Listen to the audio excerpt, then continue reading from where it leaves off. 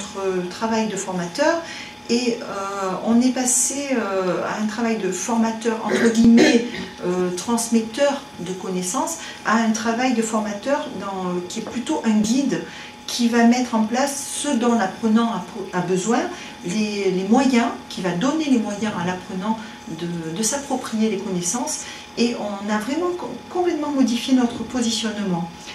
Par exemple, pour la médiathèque, tant qu'on avait donc des formations in situ sur l'école, on disait aux étudiants, écoutez, il y a la médiathèque, allez chercher des informations. Ici, il y a la possibilité d'avoir une liaison Internet avec la médiathèque, donc on les invite à aller faire des recherches sur ce site, et à la suite, soit elles relèvent des adresses d'autres sites internet, soit si elles veulent vraiment un livre, elles vont nous prendre les références du livre, et puis nous, formateurs, on va emprunter le livre pour elles et on le ramènera au moment des regroupements. Nous avons vraiment souhaité qu'il y ait un cadre de santé sur les différents sites. Ce cadre de santé était le référent sur place, et donc ce cadre de santé nous permettait d'avoir la continuité de l'école quelque part. C'est-à-dire que si jamais il y avait un souci avec une élève, à un moment donné, ce cadre était présent. Alors malgré les réticences que nous avions au départ par rapport à ce projet, nous avons appris à concevoir notre fonction différemment. Et puis de ce fait, nous transférons à l'heure actuelle ce que nous avons appris avec ce groupe aux autres formations.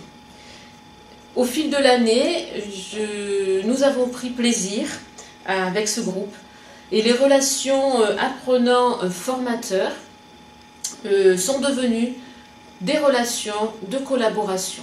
Dès qu'on rentre en relation avec les personnes de l'autre côté de l'écran s'oublie relativement vite, et on a réellement l'impression d'avoir un public en face de nous comme on pourrait l'être en présentiel.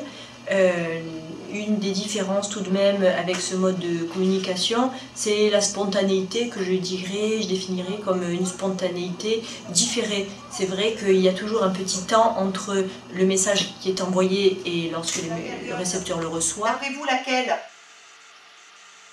Quel moment est crucial au moment en structure d'accueil? Allez-y, Roquebilliard, je vois Stéphanie. La séparation. La séparation, mais laquelle? On a vraiment le sentiment qu'il y a quelque chose d'autre derrière. C'est-à-dire qu'on a un positionnement, nous, complètement différent. Lisiane tout à l'heure disait qu'on a une confiance en elles. Donc du coup, on les responsabilise et elles nous rendent en échange, je pense que tu es entièrement d'accord, une confiance totale. Et donc elles se laissent guider. Moi, je voulais rajouter un grand merci à Christiane, Lisiane et merci à tous. Merci, merci. Florence, Virginie, aux intervenants et à tous les intervenants. Conclusion. La mise en place de cette formation, appuyée par tous les partenaires locaux, financiers et techniques, a permis, dans les vallées du Mercantour, la formation d'auxiliaires de puériculture diplômés. Ce projet a vu aussi sa réussite grâce à tous les partenaires des relais valléens, l'équipe du relais départemental des assistantes maternelles, des hôpitaux partenaires et de l'équipe opérationnelle Leader Plus,